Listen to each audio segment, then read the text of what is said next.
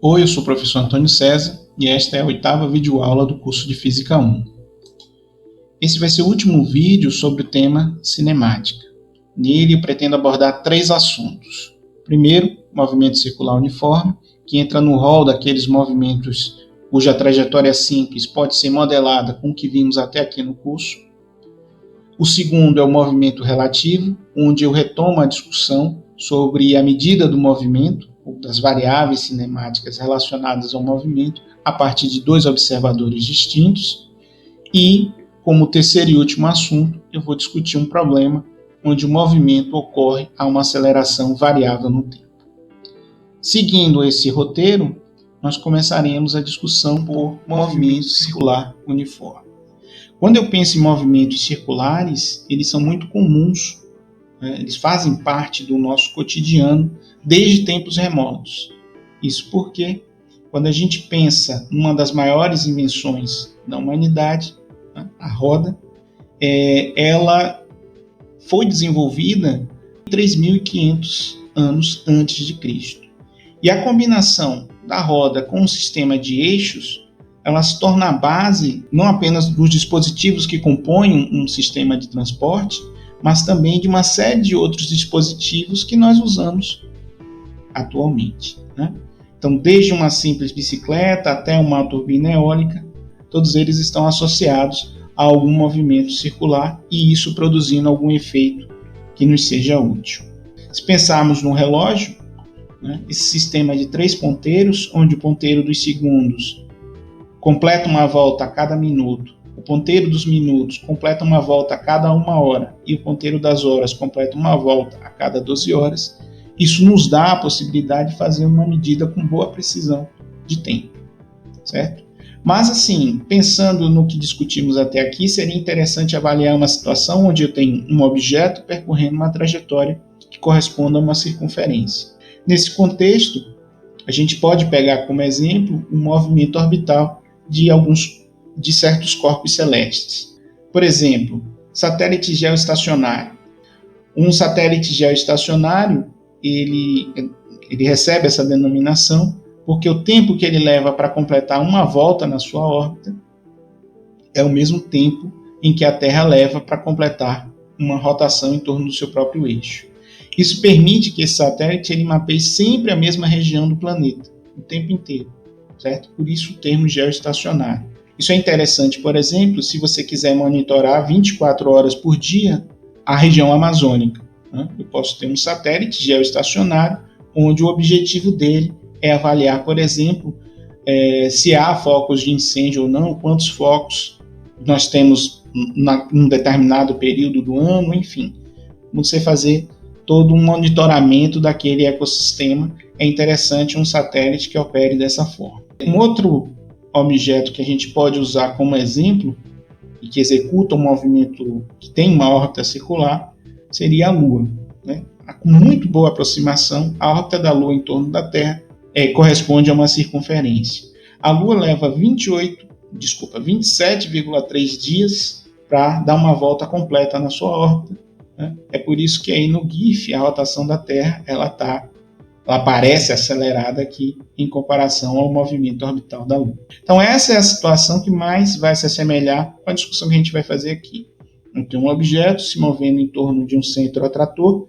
Nos 2 casos, o centro atrator é o centro da Terra, tá? A gente pode considerar dessa maneira, e descrevendo uma trajetória que corresponde a uma circunferência. Aqui, uma simplificação que nós vamos fazer é considerar que o módulo da velocidade do objeto ao longo de sua órbita permanece constante o tempo inteiro.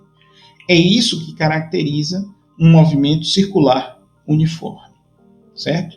Então, quando o corpo percorre uma trajetória circular, mantendo uma velocidade constante em módulo, temos então um movimento circular uniforme. Por que eu destaquei o em módulo? É porque para cada trecho, para cada ponto da trajetória, a direção da velocidade ela vai mudar, ela não vai permanecer constante. E uma mudança na direção está associada à presença de algum tipo de aceleração, que é o que nós vamos discutir mais à frente, né? Se eu for representar num sistema de coordenadas cartesianas, eu tenho aqui considerando o centro atrator da trajetória, no centro do meu sistema de coordenadas, eu tenho o objeto a uma distância r, que vai caracterizar o raio da trajetória, certo? Como esse objeto está em movimento em uma trajetória circular, isso significa que o ângulo que essa distância radial faz com, nesse caso, eu estou escolhendo o eixo x como referência, então o ângulo que essa distância radial vai fazer com o eixo, ela está mudando com o tempo, certo? Aqui eu estou considerando θ igual a ômega vezes t, onde essa constante ômega, já antecipei, esse parâmetro ômega, ele é constante, certo? Então, θ vai variar a cada instante de tempo, né, uma vez que o objeto vai percorrer essa trajetória aqui, ok? Então, ele vai fazer esse movimento, logo o ângulo vai estar variando. E aqui eu já escolhi a dependência no tempo, uma dependência linear, onde eu estou, uma vez que eu estou considerando o parâmetro ômega constante, certo? Então eu poderia descrever esse movimento a partir do sistema de coordenadas cartesianas. Eu sei que a equação da circunferência vai ser r² igual a x² mais y², certo? Então eu poderia escrever uma função y igual a f de x, onde y seria mais ou menos a raiz quadrada de r² menos x². O mais ou menos eu tenho que preservar, porque quando y for positivo, eu vou ter a raiz positiva e ela vai me dar essa primeira parte aqui da trajetória. Então, essa primeira parte vai corresponder à raiz de r² menos x².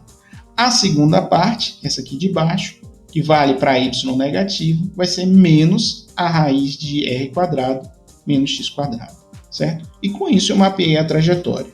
Só que o sistema de coordenadas cartesianas não é o que me dá as informações sobre posição, velocidade e aceleração da forma mais prática ou mais simples.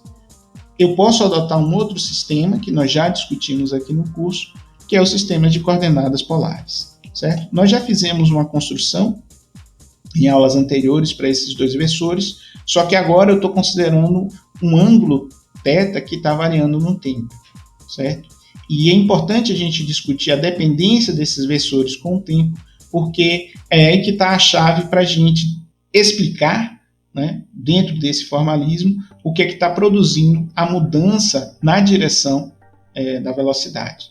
Lembrando que o objeto ele pode se mover no sentido anti-horário, que aí é o sentido que seria o sentido para o qual o ângulo θ está definido, ou um sentido horário, né, que seria oposto a θ. Então, esse objeto poderia tanto se mover assim, ou como se mover nesse sentido, certo? O que vai mudar é a orientação da velocidade em relação ao versor θ. Seguindo uma velocidade que seja paralela a θ, então o objeto vai se mover ao longo dessa trajetória. Eu antecipei um resultado, mas nós vamos ver que sim, a velocidade vai ser paralela a esse versor, certo? Bom, r e θ são as coordenadas polares, isso a gente sabe. R é um versor radial, θ eu chamei de um versor angular, mas ele também pode ser denominado de um versor tangente, porque ele vai ser tangente à trajetória para qualquer ponto ao longo dela, certo? Então, ele sempre vai ser tangente à trajetória. Uma característica é r escalar θ igual a zero, né? O produto escalar desses versores tem que ser zero. E para encerrar as informações sobre o movimento, para que ele seja um movimento circular e uniforme, eu tenho que R e ômega tem que ser constantes, certo? R é o raio. Se esse R estiver variando, eu não tenho uma trajetória fechada, tá? Então, R tem que ser constante para eu garantir essa circunferência. Ômega constante vai garantir novamente que a velocidade do objeto em módulo ela permaneça constante, certo? Primeiro vamos relembrar a relação entre os versores do sistema de coordenadas cartesianas, x e y, e os versores do sistema de coordenadas polares. X e y são, por definição, ortogonais, tá? E aí eu posso definir um versor R que vai formar um ângulo θ igual a ômega t em relação ao eixo x, tá? O versor R ele é perpendicular ao versor θ, tá? O ângulo reto está representado aqui. E aí eu tenho o seguinte, por essa construção, né, esse ângulo entre R e Y vai ser 90 menos θ, ou π sobre 2 menos θ, dando mesmo. Como o ângulo entre θ e R é de 90 graus, fazendo essa conta direitinho, eu vou chegar à conclusão de que o ângulo formado entre o versor θ e o versor Y vai ser ômega-t, certo? Então, esse ângulo é igual a esse aqui.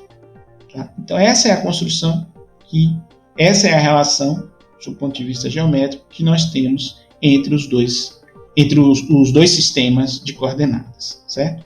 Então, escrevendo R em relação a Y, em relação aos versores x e y, eu vou ter cosseno de ômega-tx mais seno de ômega-ty, e θ, pensando nessa construção agora e levando em consideração esse ângulo, vai ter uma componente negativa em relação ao eixo x, né, que vai ser menos seno de ômega-tx, e uma componente positiva em relação a y, cosseno de ômega-ty, certo? Então essas são as expressões do versor radial e do versor angular no sistema de coordenadas cartesianas. Escritos dessa maneira, significa que eu posso calcular a derivada tanto do versor r como do versor θ em relação ao tempo, certo? Se eu fizer dr dt, né, dr aqui, o versor r, derivada no tempo do cosseno de ômega-t vai ser menos a constante ômega vezes o seno de ômega-t.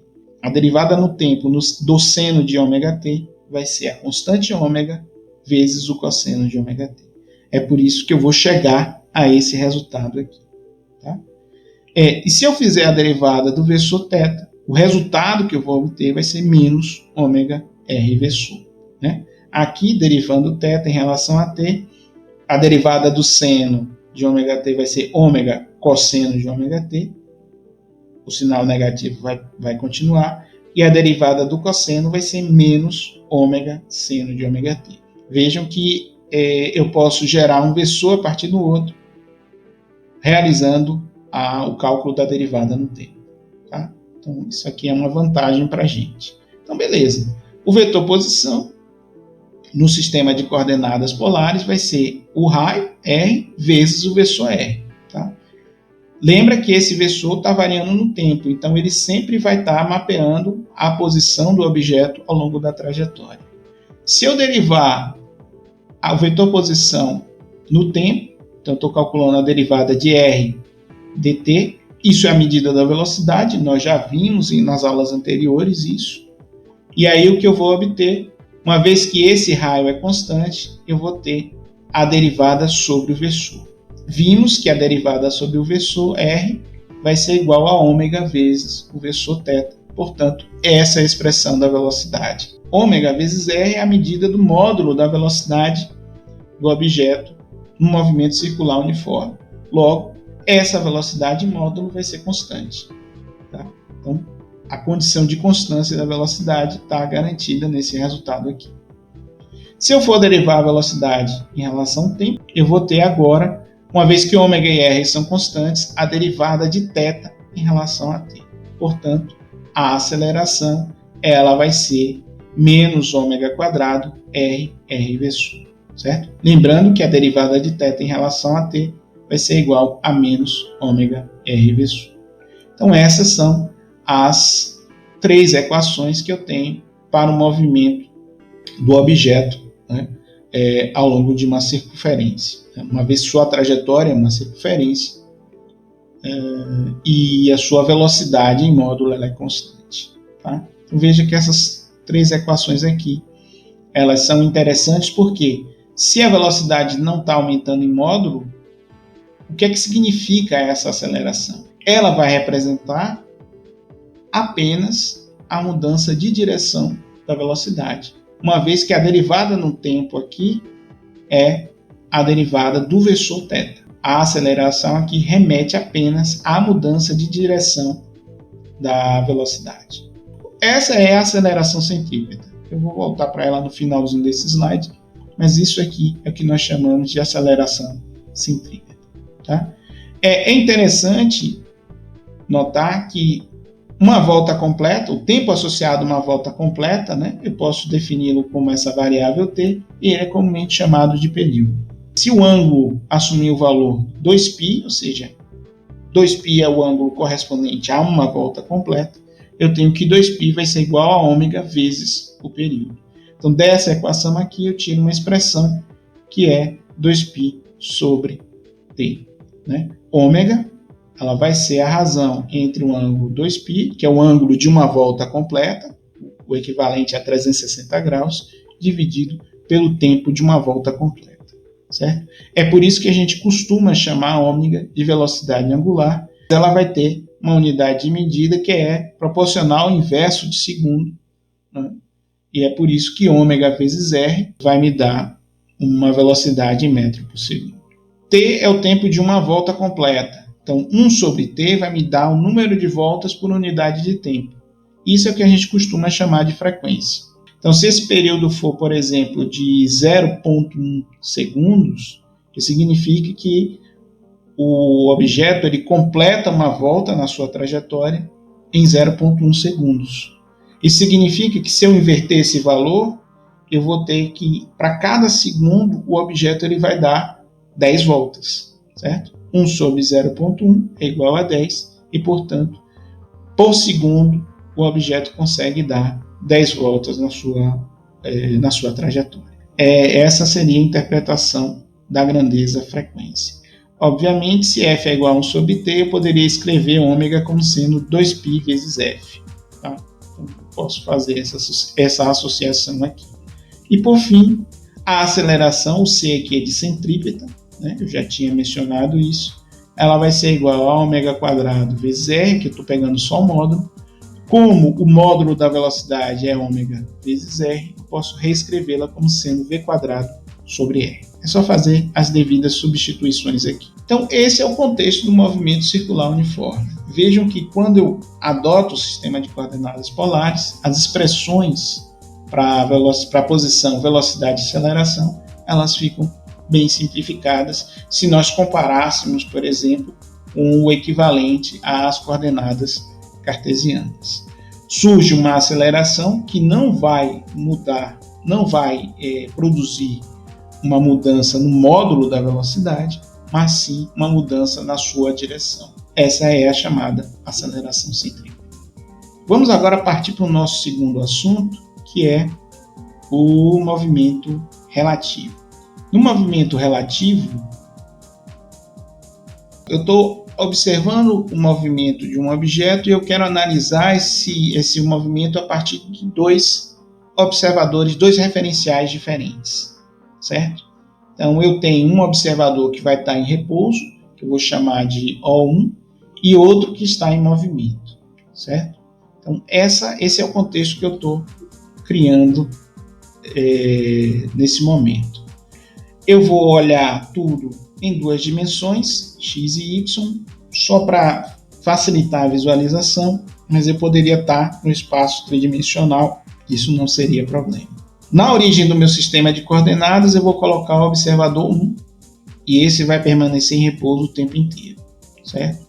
Num determinado ponto do espaço, eu vou ter o observador 2, e aqui eu tenho o corpo que está em movimento.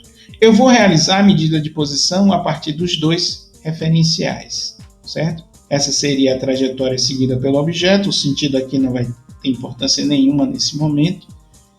E aqui está o vetor posição R1 do objeto em relação ao observador 1. Esse seria o vetor posição R2 em relação ao observador 2. E nós vimos que se eu medir a posição do observador 2 em relação ao observador 1, estou puxando de memória o que nós vimos em aulas anteriores, eu consigo com isso estabelecer uma relação entre as duas medidas de posição. Como eu estou escrevendo aqui, R2,1 é a medida do observador, da posição do observador 2 relativa ao observador 1, certo? Então agora, eu vou usar essa construção para associar as medidas feitas entre os dois referenciais. Usando aquele sistema, eu tenho que R1 vai ser igual a R2 mais R21, certo? Então, essa equação aqui estabelece uma relação entre os vetores posição medidos pelo observador 1 e pelo observador 2, certo? Essa é a posição do corpo medida pelo observador 1, essa é a posição do corpo medida pelo observador 2, e aqui é a posição do observador 2 medida pelo observador 1. Se eu quiser calcular a velocidade, é só derivar essa expressão no tempo. dr1 dt vai ser v1, dr2 dt vai ser v2, e a derivada do vetor posição r21 no tempo vai ser justamente a velocidade do observador 2 relativa ao observador 1, certo?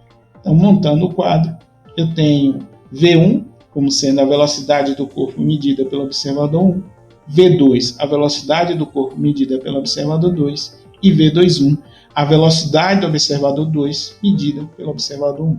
E se eu quiser calcular a aceleração, é só derivar essa equação aqui no tempo, tá? E aí eu obtenho exatamente os três, a relação entre as três acelerações, certo? Essa é a aceleração do corpo medida pelo observador 1, aqui o que foi medido pelo observador 2, e aqui a aceleração do observador 2 medida pelo observador 1. Então vejam que agora eu tenho o quadro completo do movimento nos dois referenciais, ou seja, eu consigo associar as medidas tanto de posição, quanto de velocidade e quanto de aceleração a partir dessas equações. Elas me permitem avaliar o movimento a partir de dois referenciais diferentes e fazer com que as medidas feitas elas conversem entre si, né? Elas se relacionem para as três variáveis cinemáticas, posição, velocidade e aceleração. Vamos pensar essa ideia geral aplicada a um exemplo mais simples, tá? Eu continuo pensando em um movimento em duas dimensões. Aqui eu vou analisar um problema sob a ação da gravidade terrestre, né? E o problema consiste em um avião onde ele vai lançar uma bomba sobre um alvo, certo? Ele vai soltar uma bomba e esse objeto, como ele tinha uma velocidade inicial apenas na direção horizontal, ele vai realizar um movimento do tipo lançamento horizontal. Aqui eu tenho uma representação do solo, tá? Aqui, e aqui seria a posição do observador 1, que é um observador, que é o referencial que estará em repouso no caso. O referencial 2 vai estar o tempo todo se movendo junto com o avião. Tá? Tá aqui o objeto observado, são as bombas, e a partir daqui a gente vai modelar o movimento. O eixo X vai corresponder à direção horizontal, o eixo Y vai corresponder à direção vertical. Se eu medir o vetor posição a partir do referencial 1, eu tenho R10 em metros. Se eu medir a partir do referencial 2, eu vou tomar ela como zero, né? Imaginando que a bomba ela é solta do avião, né? Claro que na figura tem um espacinho aqui, mas é para tornar a figura visível, né? Na prática, para o referencial 2, a posição da bomba vai ser zero. Como eu tinha dito, o avião vai se mover a uma velocidade constante, V0, ao longo dessa linha horizontal, certo? Então ele vai permanecer nessa trajetória aqui, e uma vez que a bomba é solta do avião, sua velocidade inicial vai ser a mesma do avião, certo? Então ela vai ter uma velocidade inicial V0x, e isso caracteriza as condições iniciais de um lançamento horizontal, que nós já discutimos na aula anterior. Beleza, vamos avaliar o movimento, a posição do objeto à medida que ele se move, né, por sua trajetória. Medindo a posição para um instante t maior que t0, porém menor que o tempo total de movimento, a posição relativa ao referencial 1 vai ser um R1 de t, certo?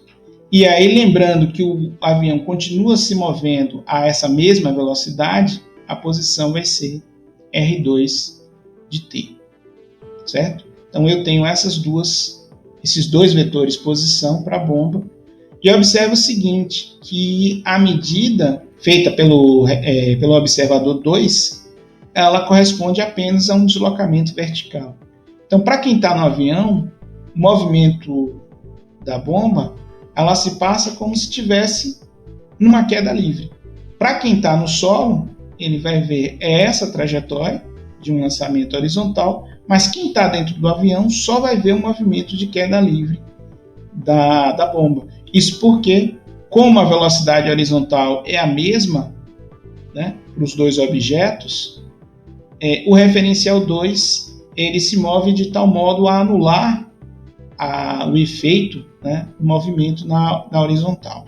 Anular não é o termo correto, mas compartilhar da mesma velocidade horizontal faz com que no referencial 2 tudo se passe como se a bomba estivesse caindo, estivesse realizando um movimento apenas de queda livre. Tá? Quando a bomba finalmente atinge o alvo, eu tenho um vetor posição que é apenas uma coordenada x para o referencial 1, mas para o referencial 2, a vetor posição vai corresponder a um vetor na direção vertical, certo? Então, nessa perspectiva, para o observador dentro do avião, como eu tinha dito, tudo se passa como se o objeto como se as bombas estivessem em queda livre. Para quem está no solo, o movimento observado vai ser o equivalente a um lançamento horizontal, certo? Então, esse é o contexto do movimento, pensando, né, analisando o que se passa em cada referencial. Nós vamos agora relacionar as equações, as diferentes equações. Né? Vamos medir a posição no referencial 1, a posição no referencial 2, medir a velocidade no referencial 1, a velocidade no referencial 2 e, por fim, a aceleração nos dois referenciais. Certo? Então, vamos partir para essa descrição. Eu já tinha mencionado isso. Para o observador 1, o movimento das bombas se dá tal como um lançamento horizontal. Para o observador 2, o movimento das bombas se dá tal como uma queda livre. Tá? No referencial 1, V1 vai ter uma componente x e y, isso a gente já viu. Vai ter uma velocidade horizontal V0, menos gt, vai ser a velocidade na componente vertical, e o seu vetor posição vai corresponder a um V0t na direção x, movimento uniforme, direção horizontal, e y menos gt ao quadrado sobre 2 na direção y, que é um movimento do tipo queda livre. É isso que a gente vai medir no referencial 1. Nós já analisamos esse caso quando discutimos no vídeo anterior o lançamento horizontal. Para o referencial 2, V2 vai ser apenas menos GTY, certo? É isso que ele vai medir, a velocidade apenas na direção vertical e uma velocidade que está crescendo à medida que o objeto cai. Veja, para o observador 2, tudo se passa como se a bomba só estivesse caindo. Tanto é que a medida de posição ela é sempre na direção vertical. Né? E, por fim, o vetor posição, R2, vai ser menos gt ao quadrado sobre 2. Certo? Lembrando que, nesse caso aqui, a posição inicial da bomba relativa ao referencial 2, ela é zero. Nessas condições aqui, se eu for calcular agora a aceleração, uma vez que V0 é constante, né, lembrando que V0 também é a velocidade do referencial 2, uma vez que o referencial 2 está dentro do avião, isso vai implicar que as acelerações medidas tanto pelo referencial 1 como pelo referencial 2 sejam a mesma medida de g. Certo?